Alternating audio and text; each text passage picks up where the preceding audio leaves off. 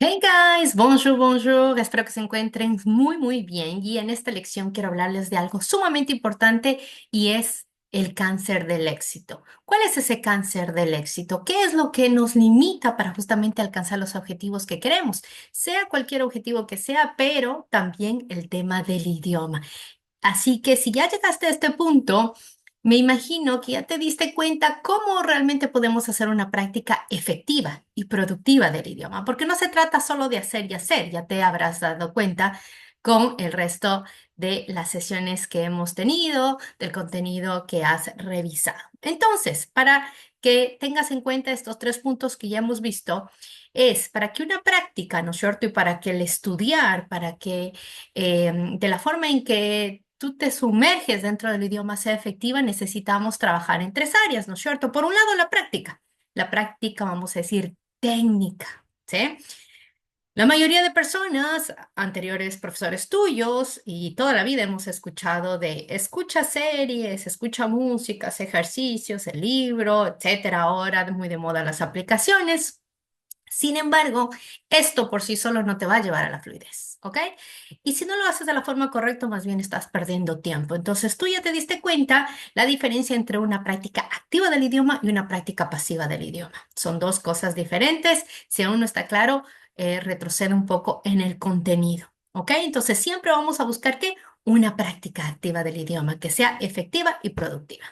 Dos, también vimos que la corporalidad es súper importante, ¿ok? No es lo mismo estar tú acostado en la cama, scrolleando y viendo videos, viendo reels y creyendo que porque le escuchas a tu influencer favorito, vas a pronunciar como él o como ella, ¿no es cierto? Con Duolingo, lo mismo. Entonces, tu corporalidad está diciendo a tu cerebro que eso no es importante, ¿sí? Que es hora de descansar y que eso lo estás haciendo así como para quemar el tiempo. Por lo tanto, hacer una práctica de ese modo acostado en la cama no te serviría de nada. Entonces ya también tienes algunas ideas y estrategias de cómo la corporalidad es tan importante y cómo te puede ayudar esta en la práctica del idioma, ¿ok? Además, y tercer punto, también vimos, y yo diría que es uno de los más importantes y lamentablemente nadie habla de esto y es la emocionalidad. Es lo que yo a menudo estoy compartiendo con ustedes en contenido, uno a uno en las sesiones de coaching que tenemos y realmente es a lo que menos le prestamos atención, ¿no es cierto? A veces creemos que ni siquiera tenemos tiempo para ponernos a sentir, a que fluya.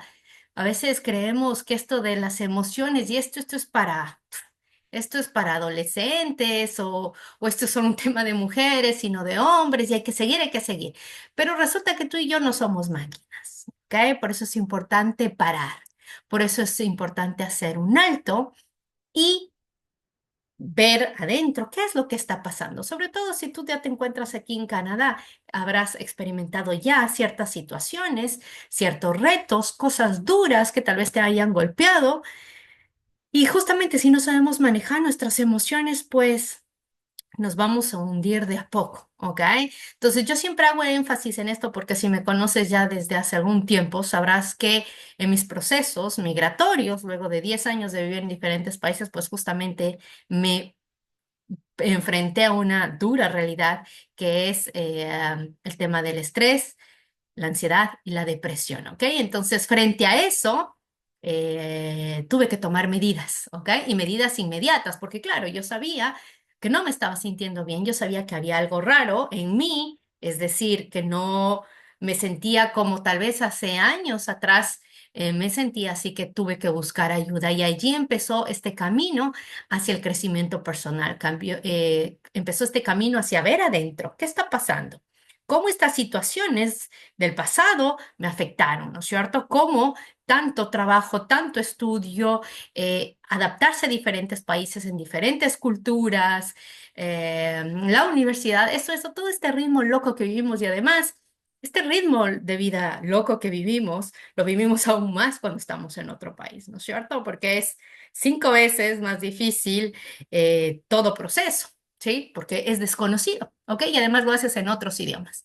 Entonces, por eso la emocionalidad es súper importante. Y si tú recuerdas, algo que también ya vimos anteriormente, es que emoción positiva más información igual a memoria de largo plazo. Es decir, que si tú no le paras asunto a la emocionalidad, difícilmente vas a memorizar, ¿ok? Si en tu vida hay mucho estrés, hay mucha frustración, hay tristeza o cualquier otra emoción que te esté bloqueando, que te esté limitando, bueno, resulta que eso no solo te limita en tu vida diaria, con tu familia, con tus hijos, tu pareja, sino que eso te va a limitar en el aprendizaje, ¿ok? Entonces, por eso la importancia de la emocionalidad. Y justamente el tema de hoy, que es el cáncer del éxito, tiene que ver con esa emocionalidad. Y te voy a dar un ejercicio poderosísimo de programación neurolingüística que muchos de nuestros estudiantes lo han probado y les ha ido muy bien, que obviamente, como todo, lo que te comparto, pues yo lo he probado, lo sigo probando, lo sigo utilizando y eso es lo que te comparto para que tú también le saques beneficio. Entonces, ¿qué nos dicen, no es cierto? ¿Qué nos dice la programación neurolingüística? ¿Qué nos dicen también ciertos psicólogos? ¿Qué nos dicen sobre cuál sería ese cáncer del éxito? Resulta que el cáncer del éxito es el formato de víctima. Y tú dirás, yo no soy víctima. Yo no me considero víctima, pero ya te voy a explicar lo que significa estar en el formato de víctima y este comportamiento que en realidad es mucho más común de lo que crees y que todos lo tenemos en mayor o menor grado, en ciertas circunstancias un poco más que en otras. Pero en el momento en que tú identifiques ese formato de víctima, vas a poder salir poco a poco de él. Entonces, mi invitación es a que identifiques si tú estás en ese formato y que poco a poco vayamos saliendo de él. Entonces, ¿qué caracteriza a la víctima o este formato? Hay tres cosas que caracterizan. La primera, la queja. Piensa en el día de hoy, ¿sí? Piensa en las conversaciones que has tenido con otros o piensa en tus pensamientos, valga la redundancia. Identifica en sobre qué era esto y te vas a dar cuenta que hubo queja de cualquier cosa. Que no tengo tiempo, que el bus pasó tarde, que sí que no, que tu hijo, te quejaste de tu pareja, te quejaste del almuerzo, te quejaste de un cliente, te quejaste de tu jefe, de algo te quejaste, ¿sí? O de muchas cosas, espero que no. Pero resulta que la queja es parte de este formato de víctima y la queja es tan dañina porque en realidad no aporta nada, ¿sí? No te aporta nada a ti y y no aporta nada al otro. Entonces, cuando tú te quejas, resulta que vas y botas un poquito de ese veneno a alguien más.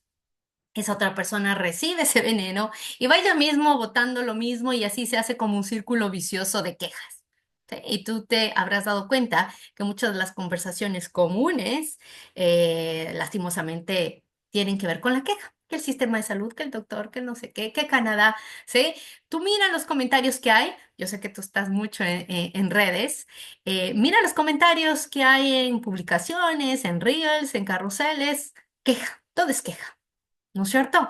Que el país, que esto, que el otro, que los cambios migratorios, que por qué, que no quieren, que esto, que la política, todo es queja, todo es queja, todo es queja. Entonces, evidentemente, esa energía que estás utilizando en la queja la puedes utilizar en algo mucho más productivo, ¿ok? Entonces, esa sería la primera característica del formato de víctima. La segunda, que también es bastante dañina, y es la culpa. La culpa esa que sentimos por algo que hicimos o que no hicimos, esa culpa que te lleva al remordimiento, que te deja allí anclado en el pasado, que te deja ahí limitado, bloqueado muchas veces, o peor aún, también cuando culpamos al otro. ¿Sí? Cuando culpamos al otro de lo que hemos hecho, de lo que no hemos hecho, de nuestros resultados. Entonces, ese segundo comportamiento es totalmente dañino y nos bloquea el aprendizaje. Porque si sentimos culpa, y muchos de ustedes me han comentado, muchas de las personas con las que me he reunido en asesorías gratuitas, algunos ya estudiantes que fueron, que son, o otros que no, han hablado de ese sentimiento de de como ese reproche, ¿no? Esa culpa que sienten porque no lo hicieron antes, porque esperaron tantos años, porque no aprovecharon cuando eran jóvenes, en el tema de inglés, por ejemplo, de estudiar en inglés, o ya estando aquí en Canadá, que han pasado 5 o 10 años, y entonces se sienten culpables porque al fin y al cabo no han hecho lo suficiente o no han hecho las cosas correctas, ya no tienen el nivel de idioma que quieren, y entonces como no tienen el idioma, pues no tienen el trabajo, y así, y así, y así, y así, se vuelve una montaña gigantesca de culpa, ¿ok? Entonces, esa energía, una vez más, que estás gastando en esa culpa, y pero aún si estás también culpando a otros, imagínate toda esa energía que estás gastando y de esa forma te estás desgastando. Y lo peor de todo es que el tema de la culpa es como una mochilita que vamos cargando. Entonces le metes un poquito de culpa por A o B. Más culpa y cada vez llevamos una mochila más pesada y se nos hace más difícil avanzar. ¿Cómo podemos conseguir el éxito? Como quiera que tú, obviamente, interpretes el éxito, ¿ah? Cada quien lo puede ver con diferentes ojos y de diferente manera. Pero para lo que tú, el éxito sería alcanzar los objetivos que tienes, ¿no? Y en este momento, ¿tu objetivo qué es? El inglés y o el francés. ¿Para qué? Para un objetivo mayor, laboral, académico, familiar, ¿sí? Porque muchos de ustedes me han dicho que les interesa aprender rápido el idioma, perfeccionar rápido para poder ayudar en sus hijos con las tareas, ¿sí? Para poder apoyarles en esa parte académica, para poder enterarse más y estar en contacto con los profesores y saber más cómo están ellos, ¿ok? Entonces esa culpa la vamos a dejar al lado, la vamos a dejar atrás porque no nos ayuda en nuestro proceso de aprendizaje ni en la vida. Y por último, y yo diría la peor parte, ¿sí? Para mí es una de las peores partes y es esta tercera característica del que sería del formato de víctima, que es las excusas. Excusas tenemos todos, ¿no es cierto? Y muchas veces tenemos muchas más excusas que razones importantes y por eso no actuamos y por eso nos quedamos estancados y por eso es más fácil quedarse en la zona de confort que realmente accionar. Pero no se trata de hacer y hacer, ¿ah? Porque en ese hacer y hacer nos podemos desgastar. Ese hacer y hacer también puede ser muy desgastante, ¿no es cierto? Y este hacer, hacer también te puede llevar al estrés, que fue lo que me pasó a mí, ¿ok? Entonces... ¿Qué podemos hacer aquí? ¿Qué podemos y qué nos conviene hacer? Las excusas simplemente son ideas, ¿no es cierto? Ideas que nosotros nos decimos a nosotros mismos o que decimos a otros para escudarnos de alguna manera en la zona de confort, para no hacerlo, ¿sí? De alguna manera las excusas están relacionadas muchas veces con la mediocridad, ¿ok? Entonces, si tú identificas que estás utilizando muchas excusas, por ejemplo, para el tema de los idiomas, algo muy a menudo que escucho y casi siempre, de la gran mayoría, es no tengo tiempo. No tengo tiempo para practicar, no tengo tiempo para estudiar.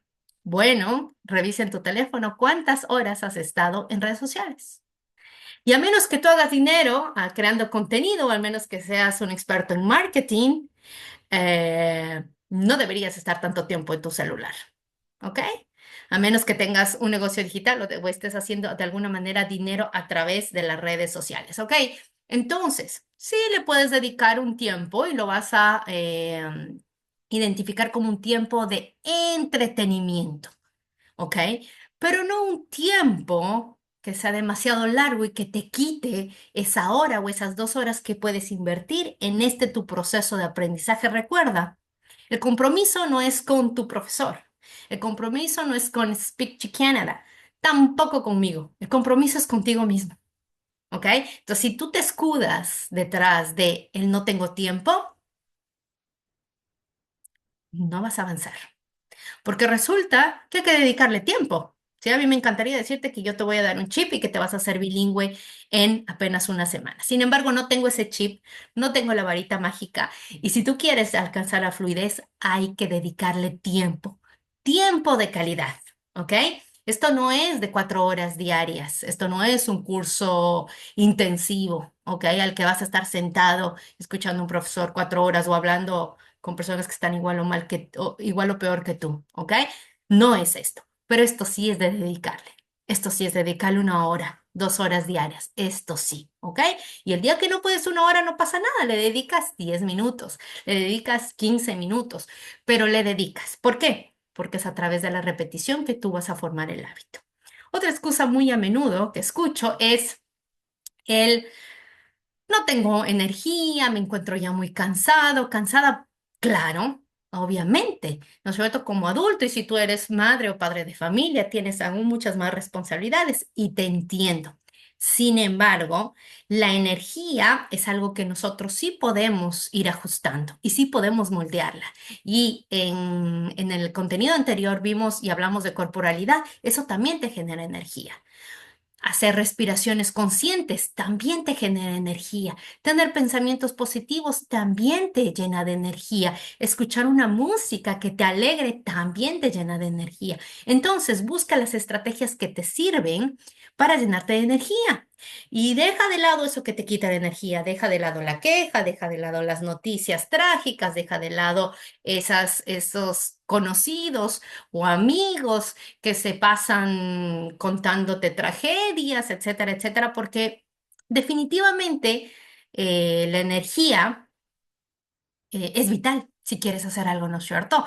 Pero, ojo, que aún, ¿no es cierto? Que aún cuando tenemos poca energía porque estamos cansados físicos o mentalmente, que obviamente pasa, aún así, si tú tienes un motivo importante, si tú tienes un para qué importante, déjame decirte que encuentras el tiempo, la energía, las ganas, la motivación, porque esto viene de adentro, ¿no? Y no necesitas tener alguien que te esté haciendo ahí unas barras, una cheerleader, no necesitas, necesitas simplemente conectar, pero conectar emocionalmente, no solo conectar desde lo racional, que sería, ok, necesito el inglés porque ya estoy en Canadá y entonces ya toca, toca.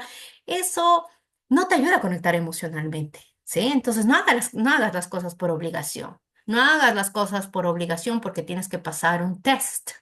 No lo hagas, ¿ok? Entonces esas tres características son el formato de víctima y si tú cambias justamente esas tres cositas, vas a ver cómo vas a ir saliendo poco a poco de ese formato de víctima. Ahora te tengo un ejercicio buenísimo y vamos con el ejercicio. ¿Y qué vas a necesitar para el ejercicio? Una liga, una de estos cauchitos, ¿ok? Esto nos va a servir para golpearnos, ¿ok? Y ya te voy a explicar de qué se trata. A ver, en programación neurolingüística, en PNL existen anclajes, diferentes tipos de anclaje. Este vendría siendo un anclaje físico, ¿ok? ¿Ok? ¿Y qué es un anclaje físico? Es un estímulo que justamente asocia una acción, ¿no es cierto?, con una emoción. Entonces, ¿para qué nos va a servir esta liga? Para parar ese comportamiento y para parar ese formato de víctima. Entonces, cada vez que tú te caches, cada vez que tú identifiques que caíste en la culpa, en la queja, en la excusa, ya sea que lo verbalices, ya sea que lo pienses, bueno, aquí va a ser tu mejor amiga, la liga. Entonces vas a hacer esto. Y ese momento en el que sientes cierto dolor, en el que hay una acción, te estás haciendo consciente de ese pensamiento, de esa emoción. Así que la paramos y continuamos, ¿sí? Entonces paramos eso y continuamos, ¿ok? Vas a ver que este ejercicio es poderosísimo y ayuda muchísimo a salir de ese formato de víctima. Te vas a dar cuenta, ¿ok? Entonces, ¿qué más te quería decir? No, justamente aplícala en el momento que quieras, cuando quieras. Recuerda que tienes herramientas y cada vez vas teniendo más herramientas. Lo importante es que las utilices cada vez que necesites y vas a ver los beneficios de todo esto.